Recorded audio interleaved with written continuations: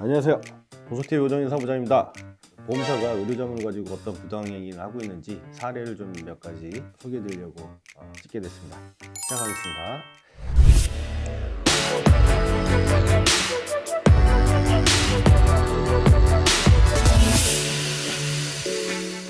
보험사가 요즘 의료 자문을 가지고 면책 혹은 삭감의 수단으로 이용하고 있다는 기사 많이 보셨을 텐데, 정말 저도 실무를 해보면 기승전결 의료자문으로 가려고 해요. 무조건 의료자문으로 가야 된다.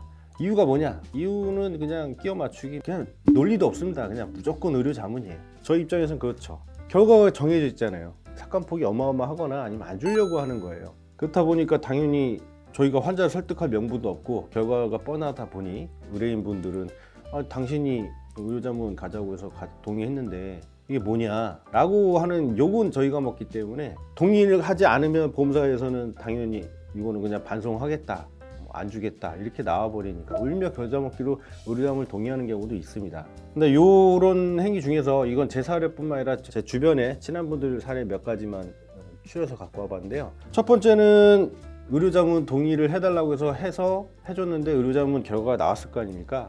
근데 그 결과에 오류가 있어요.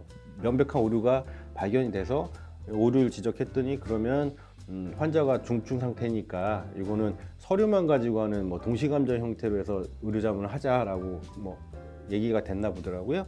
그래서 서류만 가지고 이제 동시감정 가는 병원을 찾아봤는데 보험사에서는 세 군데를 제시한 거예요. 그게 어디냐? 병원 이름 말씀드릴 수 없지만 유명한 보험사 편 세 군데, 거기에만 딱 세 군데, 누가 봐도 이거는 결과가 안 좋게 너무 뻔한 대학병원 세 군데를 추려가지고 여기서 선택해라 이러는데, 손해사정사 그 친구는 그 세 군데 말고 다른 데도 좀 하자, 이거는 너무 심한 편파적인 병원이니 다른 데도 좀 섭외를 해달라 라고 했는데 거부하고 결국은 세 군데 중에 한 군데로 진행을 했던 케이스도 있습니다. 그러니까 그 케이스는 아직 결과가 안 나온 걸로 알고 있는데 결과는 거의 그 친구도 좀 포기한 상태더라고요. 다음 케이스는 2차 병원에서 뇌졸중을 진단을 받고 큰 병원을 가봐라, 당연히 그랬겠죠. 큰 병원, 즉 3차 병원으로 가라고 해서 대학병원으로 가서 진단을 받았어요.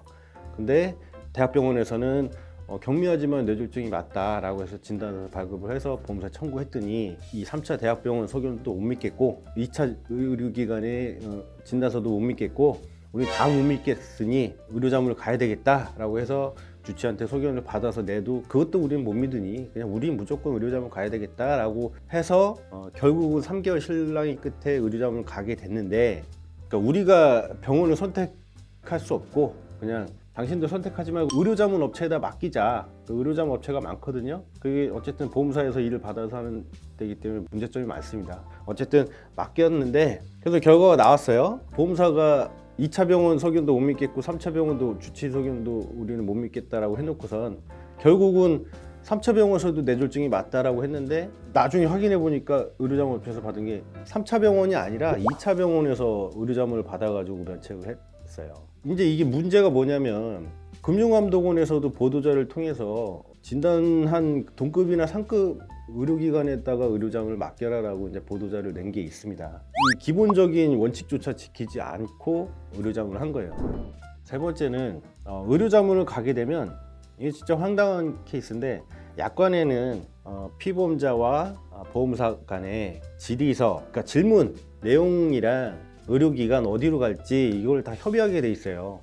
협의하라고 써 있는데 피보험자 측이 요구하는 질문이 있을 거고 보험사가 원하는 질문표가 이렇게 있을 거 아닙니까? 이거를 협의해서 이렇게 하나로 통합을 해서 가야 되는데, 우리가 주장하는 질문표, 보험사가 주장하는 질문표가 이렇게 두 개가 있으면 같이 넣고 결과가 나왔을 때 우리 입맛에 맞는 결과지만 선택을 하겠다 이렇게 주장을 해서 싸우다가 결국은 보험사 주장대로 그냥 따라가게 된 케이스도 있다고 하더라고요. 저는 얘기 듣고 너무 황당해서, 의료기관도 보험사에서 맘대로 해, 의사도 맘대로 정의해. 물론 협의하는 경우도 있습니다만 그렇지 않은 경우도 있는데, 최소한 질문표는 공정하게 해야 되거든요. 너무 불리하게 이게 있어요. 딱 봐도 원하는 어떤 대답을 도출해내기 위해서 질문표를 이렇게 쫙 작성한 게 눈에 보이는 경우가 있단 말이에요. 그럴 때 이건 좀 수정해달라 이렇게 하면은 수정해줘야 되는 거거든요. 같이 넣고 두 개 나왔을 때 내가 원하는 것만 내가 취하겠다 라는 논리로 의료자문을 진행한 케이스도 있더라고요. 또 하나 케이스가 있는데 요거는 뇌출혈 진단건인데요. 주치 소견도 무시하고 이거 다 못 믿겠다라는 거예요. 대학병원 의사 소견이건 주치건 우리는 뭐 절대 안 믿는다. 이건 환자 편이다. 그럼 뭐 의료자문 의사들은 보험사 편인데 그것도 못 믿어야 되는 게 맞는 건데 다 못 믿겠다는 거죠. 치료 과정하고 진단서상의 이견이 있어서 또 우리가 내부 검토했을 때 이거는 그냥 신뢰할 수 없다. 그냥 끝입니다. 그게 우리가 이 케이스도 당신네들이 주장하는 즉 보험사가 요구하는 질의서에 요 문구도 좀 우리가 원하는 문구도 포함시켜서 의료자문을 넣어달라 라고 요청을 했는데 끝내 몇 달 동안 또 실랑이를 했는가 보더라고요. 그래서 보험사가 의료자문 넣는 질문표가 5개가 있다고 치면 우리가 원하는 질문을 하나도 안 넣어주고 보험사가 원하는 질문 5개 중에 하나만 빼주겠다 하고선 결국 4개의 문항만 넣고 의료자문을 가서 지금 진행 중인 건도 있다고 하더라고요. 이런 얘기를 들으시면 여러분들 막 엄청 화나시겠죠. 아, 약관에 써있는데 왜 그걸 안 지키느냐 보험사는. 막무가내예요. 마지막 사례를 말씀드리자면 모 보험사가 이제 의료자문을 갖고 그 결과를 토대로 면책구문을 보냈어요. 그래서 면책구문을 받아 보니 잘못된 기준으로 의료자문을 받은 거예요. 예를 들면 뭐 개정된 약관 기준으로 이제 의료자문을 받은 거겠죠. 근데 이 보험이라는 게 약관이 바뀌었다고 해서 그걸 따라가는 게 아니라 내가 가입한 보험, 즉 내가 보험 가입할 때 당시 기준으로 해야 되는 거거든요. 근데 그 기준이 아니라 최근 약관 기준으로 이제 뭐 이건 예를 든 겁니다. 원래 다른 거예요, 내용은. 근데 바뀐 약관 기준으로 해서 의료자문을 받은 거예요. 그러니까 편법을 쓴 거죠. 안 주려고. 그러니까 내가 가입할 당시 기준으로 물어봐야 되는데 왜 최근 개정된 걸로 물어봤느냐.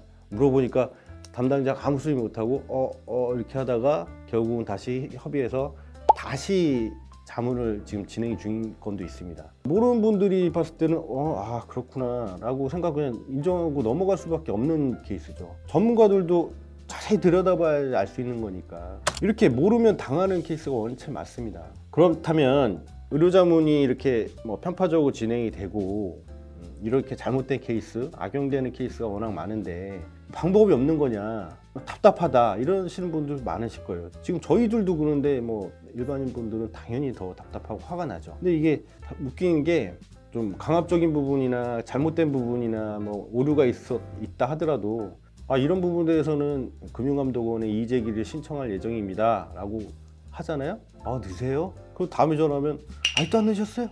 이렇게 비꼬면서 얘기하는 경우도 있어요. 왜 민원 아직도 안 넣으셨죠? 넣으세요. 어떤 사람은 화를 내는 사람도 있어요. 저도 최근에 그런 일을 겪었는데 담당자가 막 승질을 내는 겁니다. 막 소리 지르면서 왜 화를 내시냐? 전 업무를 하려고 전화를 드린 건데 업무를 하셔라. 감정 싸움하지 마시고 내가 언제 화를 냈어요? 그래서 또 소리 지르면서 비꼬는 거죠. 민원 넣을 테면 넣으세요. 시간 많으시면 넣어야지. 제가 넣는 것도 아니고 환자분이 그렇게 얘기하고 있다라고 화가 나셨다 이런 부분이 이해가 안 되셔서 이해가 안 되는 거 제가 어떡합니까? 제가 아무리 생각해도 말도 안 되는 민원도 없어야 되겠지만 이렇게 보험사가 오히려 말도 안 되는 짓을 하는 거는 좀 제재를 가야 되는데 그냥 오버 천지입니다. 지금 부당행위에 대한 사례를 한두 사람한테 한번 물어봐도 1시간 동안 전화 한 두세 통 돌렸을 때 이 정도가 나왔는데 얼마나 많겠어요. 제가 겪은 것만 해도 뭐 사례가 엄청 많은데 그만큼 지금 보험사는 이 의료자문이 최고의 무기다. 근데 이걸 막을 방법도 없다 현재는. 그래서 제가 요거는 요 다음에 요거에 대한 또 영상 하나 추가로 찍을 예정인데요. 지금 요거는 진짜 금융감독원이 이렇게 하지 말아라. 이럴 경우에만 의료자문 가라. 가이드라인도 있고 지침도 있습니다. 근데 보험사가 안 따라요. 무시하면 그만입니다. 그냥 갖다 붙이기만 하면 끝입니다. 이게 얼마나 참 개탄할 노릇입니까? 또 이런 케이스 있을 때마다 추려가지고 또 올리도록 하겠습니다. 감사합니다. 다음 영상은 뇌출혈, 외상성이든 자발성이든 뇌출혈로 인해서 사지마비나 편마비가 왔을 때 알아두시면 좋을 영상 찍어보도록 하겠습니다. 감사합니다. 궁금하신 점 있거나 댓글 달아주시면 제가 성심성의껏 댓글 달아드리도록 하겠습니다. 감사합니다.